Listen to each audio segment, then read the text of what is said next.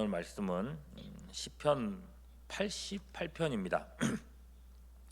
뭐 언어 유희입니다만 88편의 이 88을 88이라고 읽는다면 뭔가 팔팔하다 뭐 이런 느낌이지 않겠습니까? 근데 정작 이 88편의 내용을 보면 정반대입니다. 제목에 보시면 고라 자손의 찬송시 곧 에스라인 헤만의 마스길이라고 하고서는 그 다음에 보면 인도자를 따라 마할랏 르안노스에 맞춘 노래라고 되어 있죠. 여기서 마할랏 르안노스라는 것은요 고통을 뜻합니다. 특히나 질병의 고통이라는 뜻입니다. 어디서 그러니까 누가 시편 88편이 무슨 내용이냐라고 이렇게 갑자기 물어보면요 금방 이제 생각할 수 있겠죠. 팔팔하지 않은 병자, 그런 병자의 노래다 이렇게 생각하시면 될 것 같습니다. 평생 안 잊어먹을 것 같지 않습니까? 네, 그렇습니다. 시인은 질병을 안고 평생을 살아가던 사람입니다. 살아가다가 잠시 이렇게 걸리고 낫고 이런 병이 아니죠. 15절에 보시면은 내가 어릴 적부터 고난을 당하여 죽게 되었사오며 이렇게 얘기를 했어요. 그러니까 어릴 때부터 병을 앓는 사람이었고 그 병은 성인이 된 지금까지 이어져 오고 있습니다. 그런 사람이 평생 병과 함께 해왔던 이 사람이 하나님을 찬송하고 하나님을 높이는 노래를 부른다. 이 시를 이제 몇 번씩 묵상을 하면서 저는 뭐 개인적으로 송명희라고 하는 그 뇌성마비 시인이 떠올랐어요. 이분을 잘 모르시더라도 우리 찬양 중에 뭐 나 가진 재물 없으나 그 공평하신 하나님이 뭐 이런 찬송가 찬양은 아시죠? 이분은요 태어날 때부터 뇌성마비로 태어났었고 그래서 불우한 어린 시절을 보냈다고 하죠. 이 고통이 엄청났었는데 매일매일 당해야 되는 이 고통 때문에 자기를 낳은 어머니를 수도 없이 원망을 했답니다. 뭐 욥처럼 그랬던 거죠. 왜 나를 낳았나? 엄마는 왜 나를 낳았냐고 그렇게 엄마한테 원망을 했답니다. 그리고 특히나 자신을 이렇게 만든 하나님께도 반항을 했대요. 그리고 이 어머니도 얼마나 또 마음이 속이 타들어갔겠습니까? 이 어린 딸을 데리고 여러 기도원을 다니면서 이제 안수기도를 받게 했다는데 옛날에 뭐 기도원들 가면은 그렇게 때리지 않았습니까? 막 손 막 때리고 저도 가서 막 얻어맞고 멍든 적이 있었는데 그 온몸이 멍들도록 이렇게 때리면서 이 비인간적인 안수기도를 당했다고 하죠. 그런 어린 시절에 이런 불행한 상황들을 생각한다면 도저히 이런 사람이 어떻게 예수를 믿고 어떻게 하나님을 사랑할 수 있나 그런 생각이 들기도 한데 이분이 16살 때에 그야말로 예수님을 만난 겁니다. 예수님의 고난과 죽으심을 예수님이 당하셨던 아픔을 누구보다 더 크게 이렇게 느낄 수가 있었다는 거예요. 얼마나 아프셨을까. 그래서 그렇게 통곡하면서 쓴 찬송치가 이제 공평하신 하나님을 이제 찬양했다는 거죠. 사실 이제 제가 생각났던 것은 송명희 시인 그분이 바로 생각났던 게 아니고요. 송명희 시인처럼 되고 싶었던 제가 아는 다른 후배였습니다. 이 친구도 어릴 때부터 뇌성마비로 자랐고 그렇게 불편함이 참 많은 삶을 살았죠. 근데 이 친구에게도요 꿈이 있었는데 나도 저 송명희 시인처럼 저렇게 유명해지고 싶다는 꿈이 있었던 겁니다. 그래서 자기도 이렇게 시를 썼어요. 그 시를 쓰고 이 시가 이렇게 누가 이걸 노래로 만들어 줘가지고 이 전국에서 퍼져가지고 전국 교회에서 이렇게 불렀으면 하는 그런 마음을 가졌죠. 그래서 친구 항상 보면은 이렇게 펜하고 종이를 들고 다니면서 시도 참 많이 썼고 예배 시간이면은 맨 앞자리에 앉아가지고 막 이렇게 큰 소리를 내면서 이렇게 애쓰면서 이렇게 찬양하는 모습을 항상 봤습니다. 근데 여러분 문제는요 딱 거기까지만이었어요. 그 친구가 쓴 시는 교회 교인들조차도 별로 관심을 안 뒀습니다. 같은 교회에서 그가 하는 모습을 보고 교인들이 정말 열심히구나 감동을 받는 게 아니라 그냥 아유 불쌍하다, 애쓴다, 이 정도 반응만 보인 거예요. 어떤 의미에서는 이 당시에 이 친구를 교회가 좀 더 챙겨주고 때로는 앞에도 세워주고 간증도 시키고 그랬던 것은 마침 한창 유행했던 송명희 씨의 영향이 있었던 거죠. 송명희 씨를 이 친구한테 투영하면서 좀 더 안 됐구나라고 생각을 하고 관심을 보였던 겁니다. 그러나 시간이 조금 지나가니까 이전처럼 관심이 금방 사그라든 거죠. 그러니 이렇게 열심을 내던 친구도요, 어느 순간 보니까 힘이 빠지더라고요. 지금은 어떻게 지내는지 예전 동기들한테 물어봐도 아는 사람이 없습니다.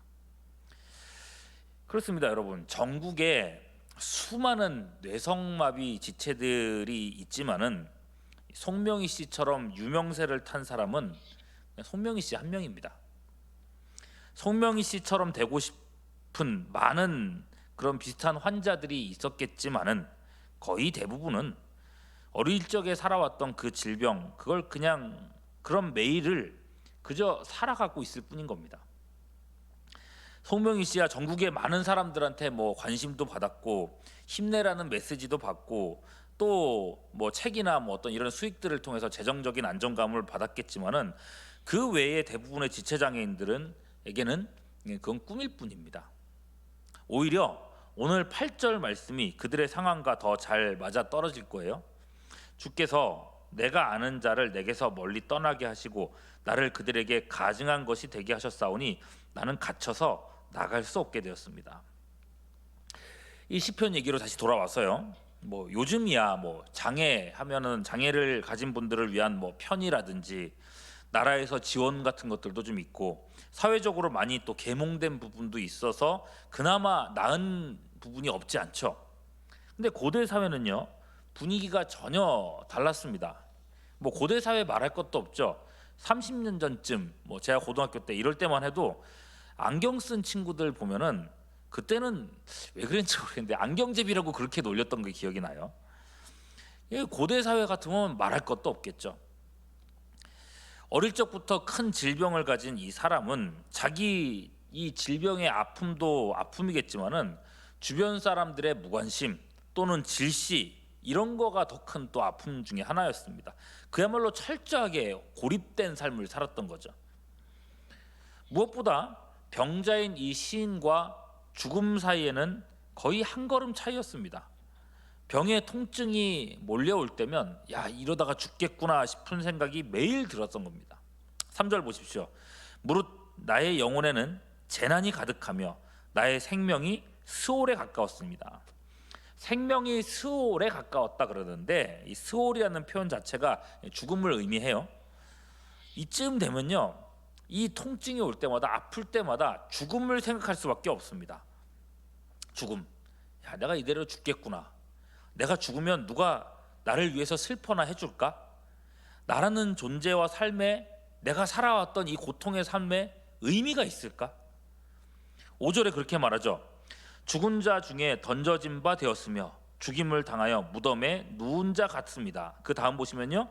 주께서 그들을 다시 기억하지 않으시니 그들은 주의 손에서 끊어진 자니이다. 여러분 이게 무슨 말입니까? 내가 주의 손에서 끊어진 자들과 뭐가 다를까? 내가 그래도 이스라엘 백성이고 하나님의 권속인데 그런 얘기를 듣는데 내 모습, 내 삶 이것은 그것과는 전혀 어울리지 않는 삶이구나.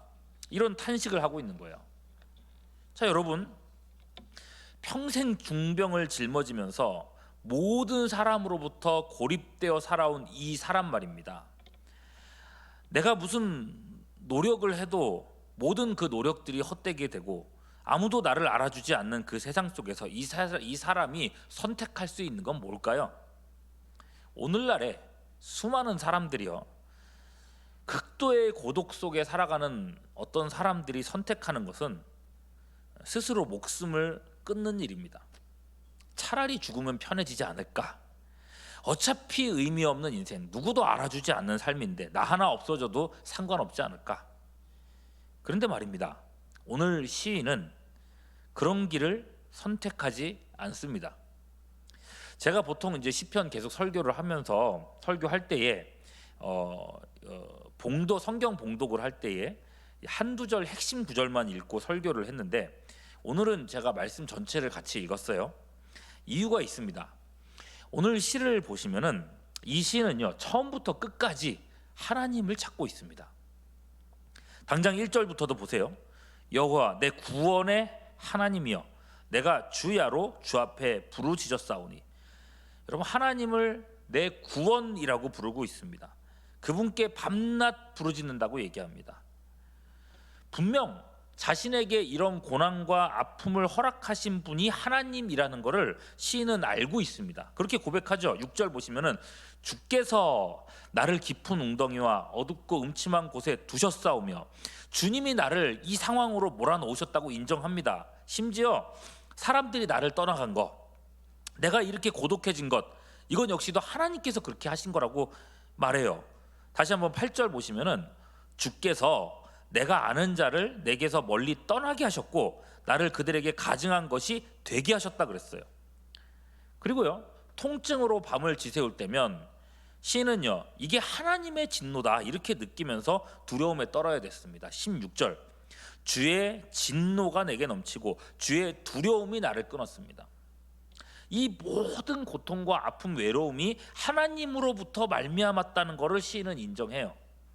그러면 당연히 그 하나님께 대해서 원망을 해야 되고 불평을 하고 화를 내야 할 텐데 시인은 어떻게 합니까?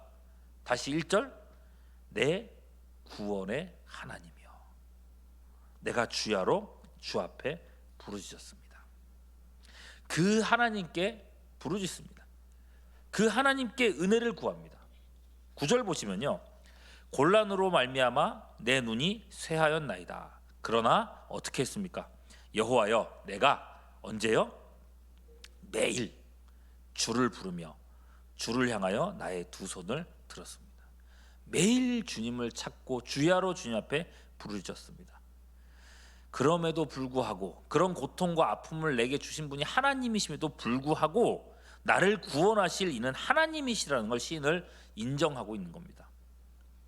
시인의 관심은요 사람이 아닙니다. 사람들이 측은하게 나를 봐주는 것도 아니고 그들에게 인정받는 것도 아니었습니다. 오히려 시인 스스로가 이런 인간적인 관심들을 밀어냅니다. 시인은 오로지 하나님만을 바라보고 있습니다. 13절 여호와여 오직 내가 주께 부르짖었사오니 아침에 나의 기도가 주의 앞에 이르리이다. 여러분 시 전체를 쭉 다시 한번 여러분 읽어보시게 되면요 고통스럽다, 아프다, 외롭다 하는 이야기가 쭉 있으면서 동시에 나는 하나님을 찾습니다, 부르짖습니다, 간구합니다라는 얘기가 마구 뒤섞여서 나오고 있는 걸 볼 수 있어요. 고통은요 현실입니다. 삶의 무게는 누구에게나 감당하기 어려운 겁니다. 원망과 불평이 나도 모르게 나올 만큼 무거운 것이 우리 삶의 본질입니다. 그러나 하나님의 참된 백성들은요 그런 고통 속에서도 여전히 하나님을 찾는 사람들입니다. 하나님께만 해답이 있음을 알기에 하나님을 향해 벌린 손만큼은 내리지 않는 것이 참 백성의 소양인 것입니다. 놀랍게도요 시인은 그런 고통스러운 삶을 살아오면서도 무엇 하나 포기하지를 않습니다. 그렇게나 아프고 그렇게나 외롭고 그렇게나 힘들었으면 차라리 없어지는 게 낫겠다, 죽는 게 낫겠다 이렇게 생각할 만도 한데 평생 고통만 당했던 이 시인은요 여전히 삶을 갈구하고 있습니다. 10절부터 보십시오. 주께서 죽은 자에게 기이한 일을 보이시겠나이까? 유령들이 일어나 주를 찬송하리이까? 11절 주의 인자하심을 무덤에서 주의 성실하심을 멸망 중에서 선포할 수 있으리이까? 12절 흑암 중에서 주의 기적과 이짐의 땅에서 주의 공의를 알 수 있으리이까?